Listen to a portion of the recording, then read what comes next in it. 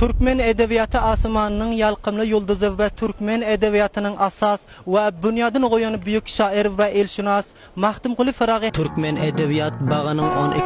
Hicri asrida büyük Türkmen şairlerinin biri bolan Dawlat Muhammed Azadi'nin oğlu Mahtumquli Firaghi 1733 miladi yılında Gunbat Kavus'un Acıguşan mahallesinde eneden bulup ve ilkinci okulunu atası Dawlat Muhammed Azadi'nin yanında öğreniyor. Mahtumquli Firaghi'nin büyük akıldar, arif ve şair bulup yetişmeginde atası Dawlat Muhammed Azadi köp rol oynayar.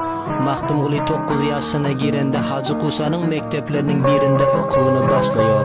O bir az vaqt soň şiir yazmak işi bilen maşgullanýar. Okuyan vaqti öz-özünden çeperçilik ve zehinlilik görkezenligi üçin Şirgazi medresesinde müderrislik borcunu hem beceriyor.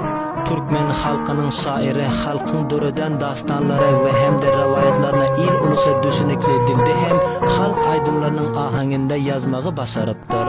Ol öz zamanasının büyük humanist insani sıfatında halka değişli hemen meseleleri sözlerinde islap sonqılara yadigar kaldırmağını islaptır. Büyük Mahtumquli'nin ustadlığına her neçe baha bersen de onun Türkmen edebiyatına girizen tazelikleri, halkına eden hizmetlerini doğru görkezmeni azlık etdiler. Firaghi büyük çeperçilik, münasip ustalık ve hem de sadalık bilen halk köpçiliğine düşünükli bolan dilde eser düretmegi başarıptır. Firaghi'nin eserleri bolsa deri, peştu, rusi, inglisi ve Çini dillerinde hem tercüme bolupdur.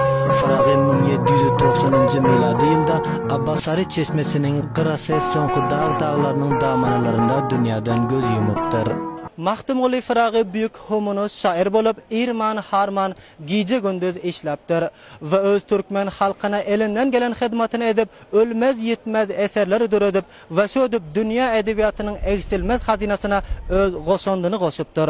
Şol sebepten Türkmen halkı hem dünyanın türlü noktalarında Ayratin hem Afganistan'da her yıl bu büyük şairimizin dönümüne bellap geçýärler. Rahmetullah Resulü Mazar-ı Şerif. Güller Mahtumquli, güller Mahtumquli.